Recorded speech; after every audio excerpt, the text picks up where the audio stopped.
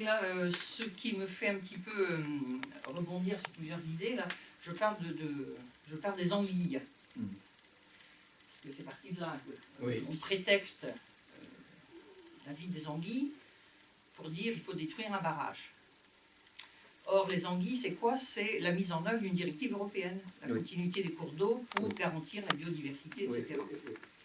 Donc, j'observe donc des élus, l'État, etc., qui sont très soucieux tout d'un coup de respecter une directive européenne biodiversité. C'est normal, parce qu'à Bruxelles, Voilà. il y a un plat traditionnel qui s'appelle l'anguille au vert. C'est vrai. Il y a anguille sous roche aussi. L'anguille au vert, c'est une sauce verte, c'est délicieux. Hein. Alors je repars sur la directive.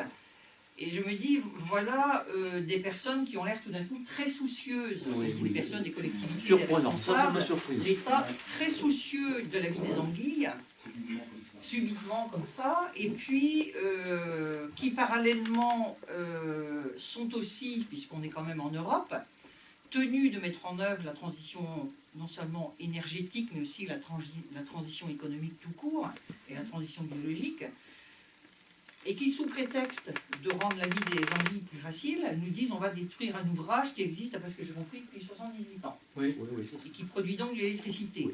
On nous dit qu'il y a des questions d'argent. J'ai entendu le chiffre, 300 000 € de construire la remontée, le passage des aiguilles. Moi, je connais aussi des tarifs. Quand on fait un rond-point aujourd'hui, la moyenne, c'est entre 100 000 à 300 000 € selon la taille du rond-point. Donc, ça veut dire qu'avec le prix d'un rond-point, on vous construit quand même la remontée des anguilles. Premier élément. Deuxième élément, le coût de revient à l'électricité par rapport à son coût de revente. C'est très aléatoire, puisque même le prix aujourd'hui de l'électricité produite par le nucléaire n'est pas le prix réel. Là, c'est revendu, sinon ça serait vendu beaucoup plus cher que ça ne l'est. Voilà. Oui, mais... Puisqu'on ne prend pas en compte toutes les aides. Areva, quand même, le principal actionnaire d'Areva, 60%, c'est reste l'État. Plus que ça, Areva est 85. le principal producteur d'énergie pour EDF et les autres. Donc c'est quand même l'État, malgré tout, qui est le principal actionnaire, qui a la main sur les choses. Donc ça veut dire que l'État n'a pas aujourd'hui vraiment la volonté d'abandonner l'énergie nucléaire, puisqu'on voit tout ce qui se passe au niveau de ce réacteur nucléaire en construction en Normandie. On a dépassé, la construction aurait dû être terminée depuis déjà 4 ans. On nous dit encore, voilà, et du coup le prix va être multiplié par je ne sais combien, on va arriver à des milliards et des milliards d'euros. 10 milliards maintenant. Ça devient effarant. Il y a ITER, le projet ITER. Encore plus effarant. C'est encore plus effarant, parce que là, on joue avec le feu, quoi. Les scientifiques eux-mêmes ne savent pas vers où on va. On va investir plus de 100 milliards d'euros dans le projet, et c'est un projet à très long terme, puisque les scientifiques eux-mêmes ne savent pas trop, enfin, ils avancent, ils construisent tout en avançant, mais ils continuent. Enfin, C'est un tube essai, c'est un tube essai.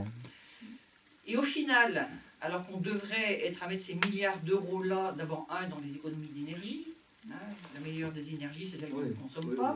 Deux, transformer un peu les habitudes qui ont été prises en France, à savoir qu'avec De Gaulle, son fameux aéroport de Roissy, Charles de Gaulle, qui est le plus grand d'Europe, parce que la France est le plus grand aéroport d'Europe, je vais faire ma parenthèse, mais aussi le nucléaire. Il fallait que la France soit la puissance nucléaire de la planète, elle l'est devenue. Mais donc, la France produisait tellement d'électricité nucléaire qu'il fallait la consommer, puisqu'on ne peut pas la stocker. Et donc, on a poussé au chauffage électrique.